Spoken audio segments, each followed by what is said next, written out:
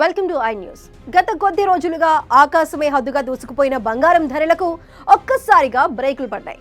పశ్చిమాసియా యుద్ధం వల్ల ధరలు ఇంకా పెరుగుతాయని అందరూ భావిస్తున్న తరుణంలో మార్కెట్లో ఊహించని పరిణామాలు చోటు చేసుకున్నాయి.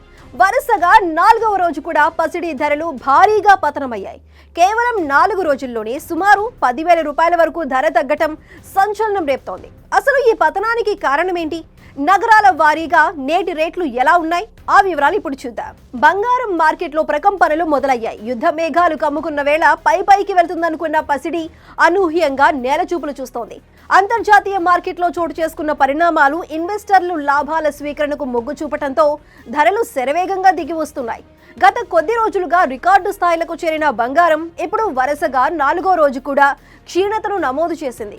కేవలం 4 రోజుల వ్యవధిలోనే తులం బంగారంపై ఏకంగా 10,000 రూపాయల వరకు తగ్గటం సామాన్యులను ఆశ్చర్యానికి గురిచేస్తోంది. నేడు మార్చి 5 నాటి తాజా అప్డేట్స్ ప్రకారం హైదరాబాద్, తెలుగు రాష్ట్రాల్లో 24 క్యారెట్ల బంగారం ధర 10 గ్రాములకు 1,64,500 రూపాయల వద్ద కొనసాగుతోంది. ఇది గత వారం గరిష్ట స్థాయిలతో పోలిస్తే భారీ తగ్గుదల. అటు 22 క్యారెట్ల బంగారం ధర కూడా తులం 1,50,800 రూపాయలకు పడిపోయింది. దేశ రాజధాని ఢిల్లీలో 24 క్యారెట్ల బంగారం ధర 1,64,660 రూపాయలుగా ఉండగా చెన్నైలో మాత్రం 1,65,820 రూపాయల వద్ద ట్రేడ్ అవుతోంది. కేవలం బంగారం మాత్రమే కాదు, వెండి కూడా ఇదే బాటలో సాగుతోంది. కిలో వెండి ధరపై ఏకంగా 1,00,000 రూపాయల వరకు వ్యత్యాసం కనిపిస్తోంది. ప్రస్తుతం కిలో వెండి 2.95 లక్షల వద్ద స్థిరంగా కొనసాగుతోంది.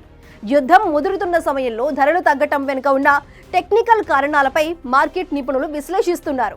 అగ్రరాజ్యం అమెరికాలో వడ్డీ రేట్ల పెరుగుదల సంకేతాలు, డాలర్ బలపడటం పసిడి ధరలను కట్టడి చేస్తున్నాయని తెలుస్తోంది.